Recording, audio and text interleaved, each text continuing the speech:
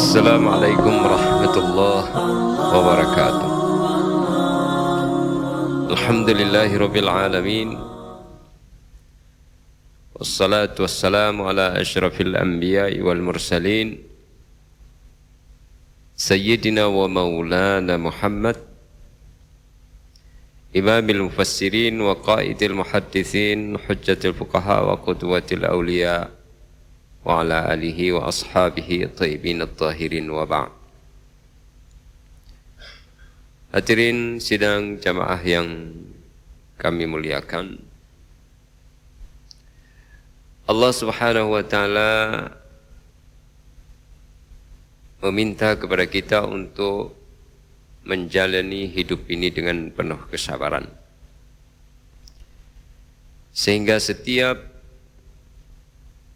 ujian yang diberikan kepada manusia dalam kehidupan ini betul-betul dapat dilalui dengan sepenuh jiwa raga sehingga dia sampai ke suatu tujuan yang diinginkan oleh syariat ini.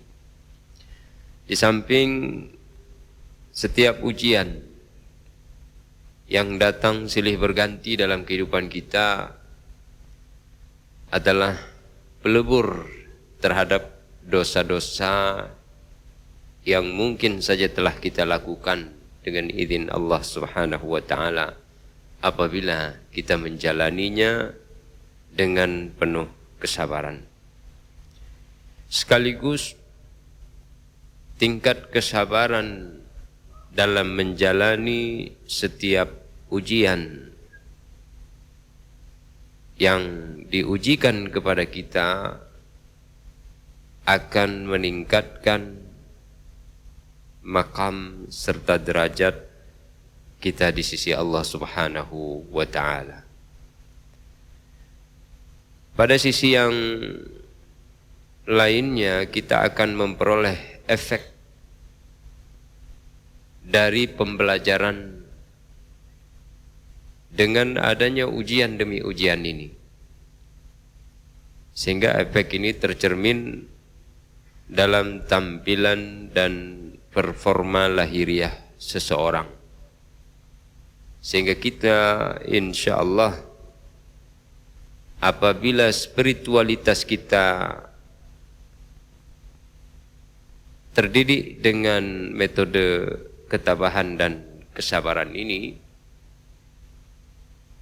maka akan terlihat serta mampu terbaca bagaimana kepribadian seseorang itu yang tampak secara lahiriah.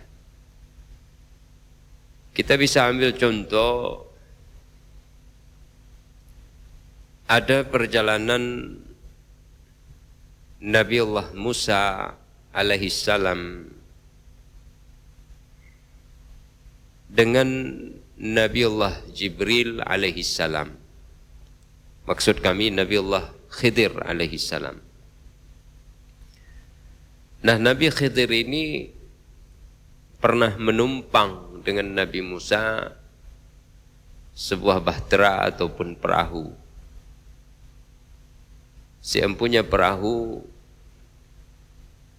memberikan pelayanan secara cuma-cuma kepada Khadir alaihi salam dan sahabatnya Musa.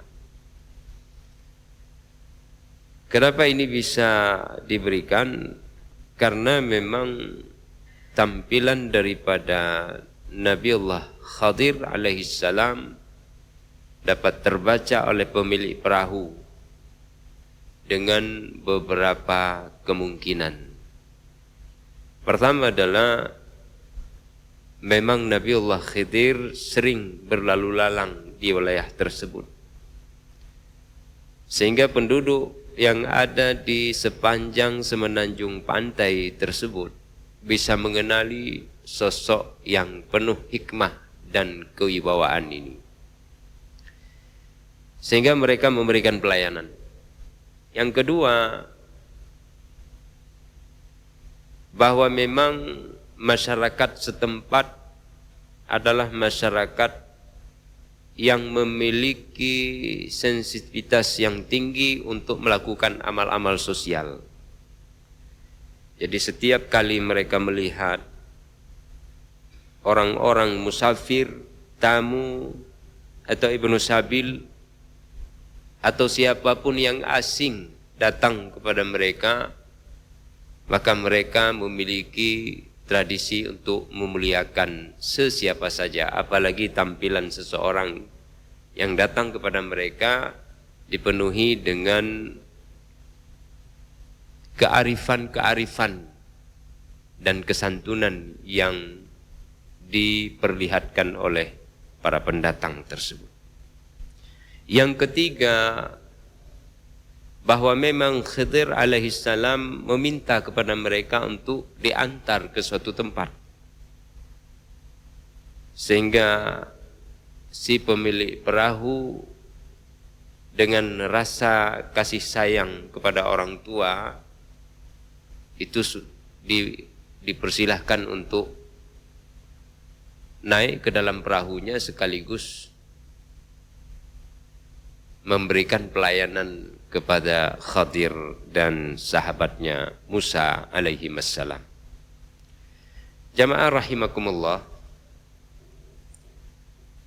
yang menjadi pembicaraan kita ini adalah bahwa seseorang yang melakukan amal dengan kesabaran itu akan terrefleksi dalam tampilan nyata. Jadi performa lahiriah kita nampak dan kita bisa baca seseorang. Inilah yang dibaca oleh seorang nelayan yang kemudian memberikan pelayanan kepada Khidir alaihissalam. Boleh, saya akan antarkan tuan ke tempat tujuan, sehingga kisah nanti di mana Khidir memberikan lubang ataupun merusak perahu tersebut. Dan kemudian ada reaksi dari Musa alaihissalam dengan mempertanyakan, mengapa Tuhan merusak perahu ini? Bukankah ini akan menyebabkan si pemilik perahu tenggelam? Jawabannya adalah bahwa syarat kita berjalan jangan pernah bertanya suatu apapun. Tetapi karena sudah bertanya secara berturut-turut ketika hendak berpisah, nanti Khadir atau Khidir alaihissalam memberikan jawaban terhadap pertanyaan tersebut. Sehingga ada hikmah di balik itu semua, dan kita diminta untuk mensikapi setiap kes dan delik yang sama dalam hidup kita ini dengan metode ini. Khadir berkata, amma as-safinah fakanat limasakina ya'maluna fil bahr fa'aradtu an a'ibaha wa kana wara'ahum malikun ya'khudhu kulla safinatin ghasba. Adapun perahu, aku melobanginya. Khadir di sini mengatakan aku melobanginya. Jadi pekerjaan itu disandarkan kepada dirinya. Fa'aradtu, aku, kata gantinya adalah orang pertama tunggal. Sementara pada kasus yang kedua itu disebutkan secara plural atau orang kedua tunggal. Fa'aradna fakhashina an yurhiqahuma tughyana wa kufra fa'aradna an yubdilahuma rabbuhuma khairan minhu zakata wa aqraba ruhma. Itu para pembunuhan anak. Dan yang ketiga, tapi ketiga ini kita akan jelaskan pada pertemuan yang akan datang. Dan tidak akan habis hikmah yang tersembunyi di balik kisah demi kisah ini. Pada kisah yang ketiga disebutkan bahwa yang melakukan itu semua adalah Tuhanmu, hai Musa. Jadi bukan aku, bukan kita tapi Tuhanmu. Fa'arada rabbuka an yablugha ashuddahuma wa yastakhrija kanzahuma rahmatan min rabbik wa ma fa'altuhu an amri dzalika ta'wilu ma lam tasti' alaihi sabra. Ketiga kasus ini setelah dinisbahkan masing-masingnya kepada keadaan yang berbeda-beda, beliau kembalikan ini semua tidak kulakukan kecuali dari Allah Subhanahu wa taala. Jamaah rahimakumullah, Khidir dikenali oleh para fisherman yang ada di semenanjung pantai tersebut, para nelayan.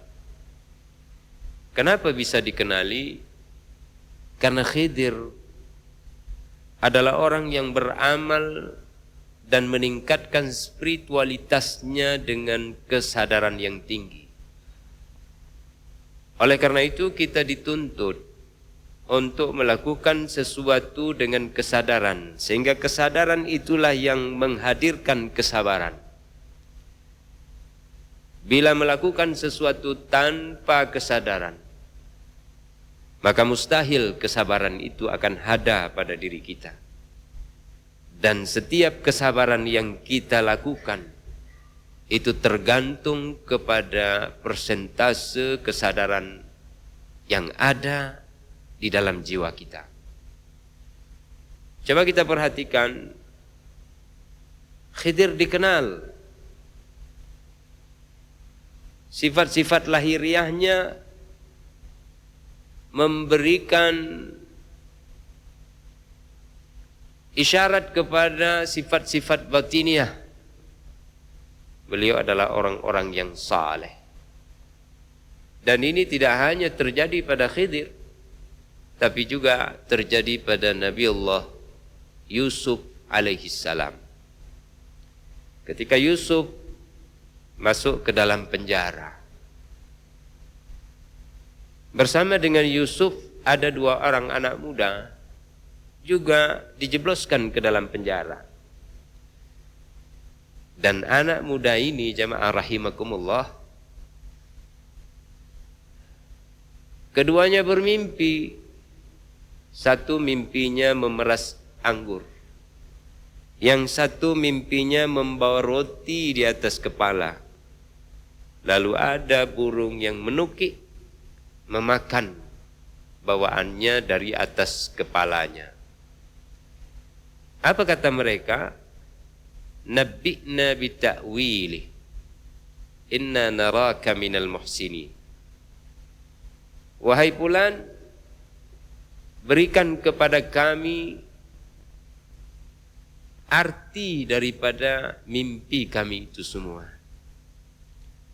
Apa maksud dari mimpi itu? Kami ingin bertanya kepada Kisana, karena kami melihat sungguh engkau ini adalah orang-orang yang baik. Sama-sama masuk penjara, lahiriah, rasionalitas mengatakan orang yang masuk penjara pada dasarnya adalah orang-orang yang bersalah. Tapi mereka, anak muda ini, tidak melihat Yusuf orang yang bersalah. Mereka mengenali Yusuf adalah orang-orang yang penuh kewibawaan dan kearifan. Ada cahaya kebajikan yang terpancar dari Nabi Yusuf alaihissalam, sehingga rahasia batin mereka pun mereka ungkapkan kepada Yusuf dengan alasan ada sebuah solusi terhadap problem yang mereka hadapi. Kami melihat engkau adalah orang-orang yang baik. Di tempat kita dan di mana saja di bahagian belahan dunia ini, rata-rata orang yang masuk ke dalam penjara yang baru saja dijebloskan itu akan diuji dengan gertakan, dengan pukulan, dengan berbagai ancaman-ancaman dari para penduduk dan penghuni penjara lainnya. Tapi Yusuf tidak demikian.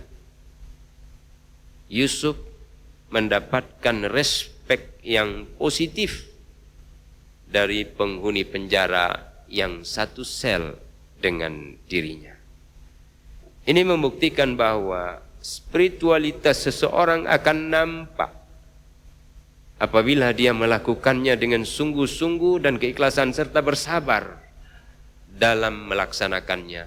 Serta kesabaran itu tidak akan muncul kecuali dengan kesadaran yang penuh. Hari ini jamaah rahimakumullah,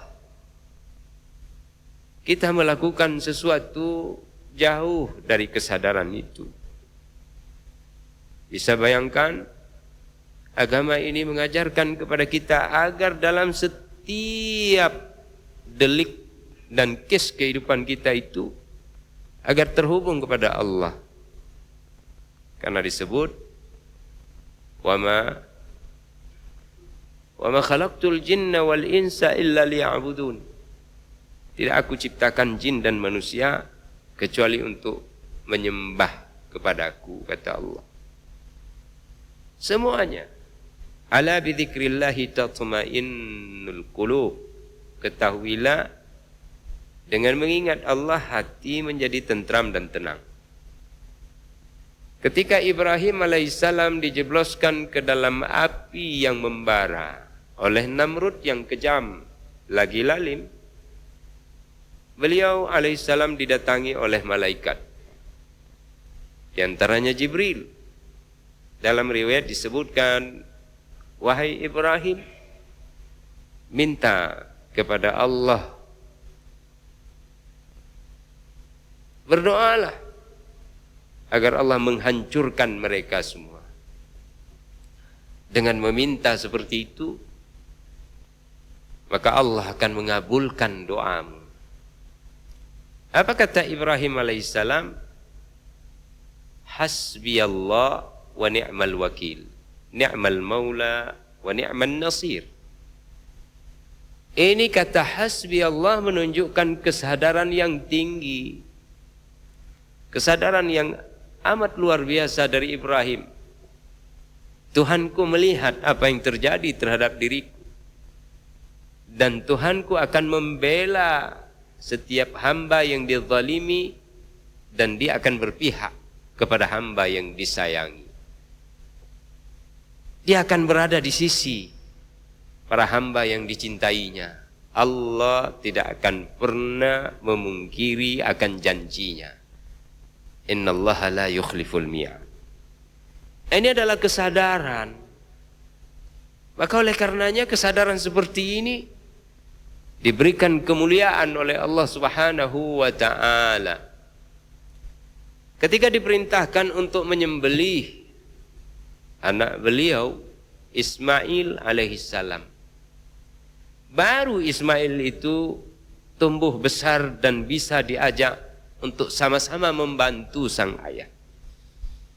Wahyu datang. Lalu kemudian diminta untuk sembelih. Ibrahim tidak bertanya kepada Allah, ya Allah, kenapa harus ku sembelih anakku? Apa maksud dibalik sembelihan itu? Tegakah diriku ku sembelih dirinya? Atau jangan-jangan ini perintah dari jin? Tidak. Karena seorang nabi dan rasul mengerti mana perintah kebenaran, mana yang palsu dan bersumber dari syaitan. Ini kesadaran seperti ini harus ada. Maka nabi kita juga ajarkan kepada kita. Dalam kaidah disebutkan, al-yaqin la yuzalu bisyak. Keyakinan itu tidak bisa dihilangkan dengan keraguan-raguan. Atau dengan bahasa lain, suatu keyakinan itu tidak bisa dianulir dengan keraguan-raguan. Ini kaidah usul. Disampaikan oleh para ulama dalam mazhab Imam Asy-Syafi'i diambil. Ada 5, yang kelima mungkin masuk kepada yang keempat. Yang pertama nanti al-umur bimaqasidiha. Nah, dari mana kaidah seperti ini muncul? Dari hadis Nabi sallallahu alaihi wasallam. Kata Rasulullah SAW, inna syaitana la yuhaddithu ahadikum fi nafsihi wa qal ahdasta. Sesungguhnya syaitan senantiasa membisikkan ke dalam diri seseorang di antara kalian dengan bisikan, engkau telah berhadas. Jadi ketika salat, Allahu Akbar, wudu sudah tadi, bersih sudah, Allahu Akbar, syaitan itu datang, dikatakan kamu sudah berhadas, wudumu tadi sudah batal. Dari mana bisikan syaitan itu? Ke dalam batin kita, ke dalam pikiran kita, ke dalam perasaan kita. Dia sentuh itu semua. Sementara kita yang tidak sadar, itu akan merusak salat kita. Tapi bagi mereka yang sadar, dia akan bersabar di dalam salatnya. Bagaimana cara? Nabi melanjutkan, fala yakhrujanna ahadukum minha hatta yasma'a sautan aw yajida rihan. Maka jangan sekali kamu keluar dari salatmu ketika ada bahasa kamu sudah batal, kecuali apabila engkau mendengar suara ataupun engkau mendapati angin telah keluar di bahagian belakang kalian. Ya, dengar, ini mengeluarkan kentut, angin, buang angin, tut keluar, itu baru batal. Atau terasa begitu, itu baru batal. Atau dia angin keluar, kita langsung tahu itu angin. Tapi kalau nek masih belum ada keluar angin, tak ada suara, terus salat. Ini salat dengan kesadaran mewujudkan sebuah kesabaran. Jamaah rahimakumullah, oleh karenanya Ibrahim begitu. Datang kepada anaknya bilang, ya bunayya, inni ara fil manam anni adbahuka fanzur madza tara. Apa pendapatmu nak? Aku melihat di dalam mimpiku aku menyembelih dirimu. Artinya ini perintah Allah Subhanahu wa taala. Apa jawab sang anak? Tidak ragu. Dia sadar ini perintah Allah. Qala ya abati fa'al ma tu'mar. Satajiduni insyaallahu minas sabirin. Wahai ayahku, lakukan apa yang diperintahkan oleh Allah kepadamu. Engkau akan dapati aku termasuk orang-orang yang sabar. Khidir alaihissalam datang disuruh bunuh anak kecil. Khidir bunuh. Tidak tanya, ini anak kecil kok dibunuh Tuhan? Tidak bertanya. Tapi ada sebuah persepsi yang dibangun oleh Khidir. Fakhashina ayyurhiqahuma tughyana. Ini anak disuruh perintah oleh Allah. Wa ma fa'altuhu an amri. Nanti di ujung. Kenapa disuruh bunuh? Khidir tidak tanya, tapi ada sebuah persepsi, ini anak ada kedua orang tuanya beriman. Tapi si anak ke depan kita khawatirkan menjadi biang kerok yang akan membuat sang ayah bundanya kufur kepada nikmat. Kita juga demikian. Hamil istri kita, minta, ya Allah anakku, ya Allah kasih dia panjang umur. Lahir sehat, emaknya sehat, anakku juga sehat, jangan kurang suatu apapun. Ya Allah, aku ingin dia menjadi anak yang saleh, kalau perempuan salehah. Begitu lahir, kita ajarkan semuanya perlahan-lahan. Kita kita lakukan akikah. Kita beri nama yang indah. Umur 7 tahun kata Nabi, ajarkan dia salat. Kita ajarkan. Umur 10 tahun kata Nabi, kalau dia tidak salat pukul. Ini bukan lagi umur 10 tahun, tapi sudah kuliah. Dia pulang dari kuliah di malam hari, jam 3 malam. Tidur, paginya kita bangunkan. Nah, bangun salat subuh. Kata maknya, ya biar aja dia tidur. Kasihan, tadi dia pulang jam 3 malam, ada tugas kelompok. Lihat. Kita kufur kepada nikmat Tuhan. Anak adalah nikmat. Kita minta pada Allah untuk menjadi sesuatu yang bermanfaat bagi agama. Tapi ketika dia melakukan satu kes, kita malah berpihak kepada kekufuran. Bukan kafir, kufur. penentangan terhadap nikmat Allah Subhanahu wa taala. Kesadaran kita hilang, maka kita termasuk orang-orang yang tak sabar melangkah melewati berbagai ujian demi ujian. Nabi sudah bilang, kalau mau masuk ke WC, BAB, Baitul Khala, atau buang air besar, Nabi ajarkan, Allahumma inni a'udzubika minal khubuthi wal khaba'ith. Mungkin sehari sekali kita ke WC. Mungkin ada di antara kita 2 hari sekali ke WC. Mungkin ada yang 3 hari sekali ke WC. Ini cara yang tidak baik. Baik yang 3 hari sekali, 2 hari sekali, atau sehari sekali. Atau ada orang tidak pernah ke WC kecuali waktu sesak. Itu lebih tidak baik lagi. Artinya secara rasionalitas dia tidak sadar, secara spiritualitas ada di antara kita yang sekali, yang kebetulan sudah kepepet baru ke WC, atau sehari sekali, 2 hari sekali, 3 hari sekali. Banyak di antara kita lupa membaca doa masuk WC. Padahal memang sunat. Tapi di balik itu semua, Allah angkat derajat. Allah berikan kemuliaan. Itu BAB. Alah, buang sesuatu kita lupa. Ini yang masuk pun lupa. Itu dapat makanan, makan terus. Tidak ingat pesan Rasulullah sallallahu alaihi wasallam.